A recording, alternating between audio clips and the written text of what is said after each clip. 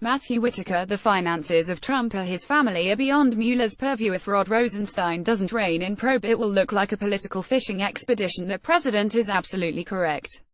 Mueller has come up to a red line in the Russia 2016 election meddling investigation that he is dangerously close to crossing. According to a CNN article, Mueller's investigators could be looking into financial records relating to the Trump Organization that are unrelated to the 2016 election. According to these reports, sources described an investigation that has widened to focus on possible financial crimes, some unconnected to the 2016 election.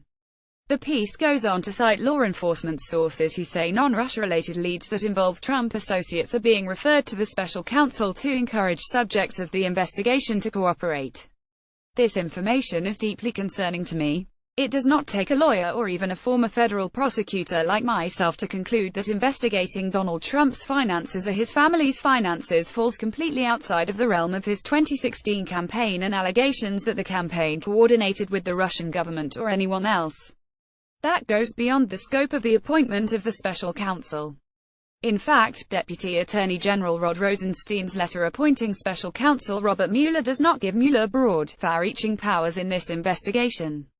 He is only authorized to investigate matters that involved any potential links to and coordination between two entities, the Trump campaign and the Russian government. People are wrongly pointing to, and taking out of context, the phrase "any matters that arose or may arise directly from the investigation" to characterize special counsel's authority as broad. The word investigation is clearly defined directly preceding it in the same sentence, specifically as coordination between individuals associated with the campaign of Donald Trump and Russia.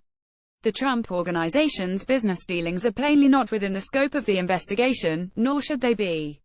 Indeed, Sunday on Fox News, Rod Rosenstein acknowledged Mueller had limited authority and would need to seek his permission to expand the investigation. Beyond the legal reading, the broad authority argument defies plain logic. If the special counsel could investigate anything he wants, why would there even need to be a letter spelling out the specific limits of the investigation? One of the dynamics at play here is that people are conflating this investigation and Kenneth Starr's 1994 investigation into President Bill Clinton. While partly understandable at first glance, the two investigations are not comparable. Not only have more than 2 decades passed since then, but a completely new law and legal framework governing separate investigations has also passed. Starr was an independent counsel and Mueller is a special counsel. The two words are different for a reason. Any investigation into President Trump's finances or the finances of his family would require Mueller to return to Rod Rosenstein for additional authority under Mueller's appointment as special counsel.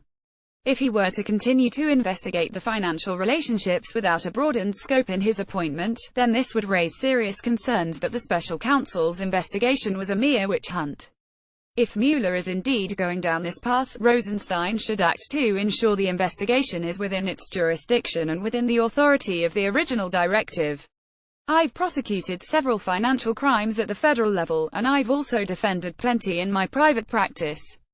From this unique vantage point, I can understand how a motivated prosecutor, in a broad investigation into the financial affairs of high-profile individuals, can become overzealous toward the targets of such probes with calamitous results. While no one is above the law, in situations such as this, any seasoned prosecutor must use discretion both judiciously and expertly.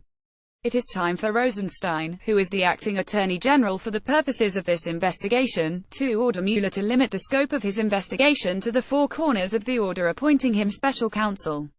If he doesn't, then Mueller's investigation will eventually start to look like a political fishing expedition. This would not only be out of character for a respected figure like Mueller, but also could be damaging to the President of the United States and his family and by extension, to the country.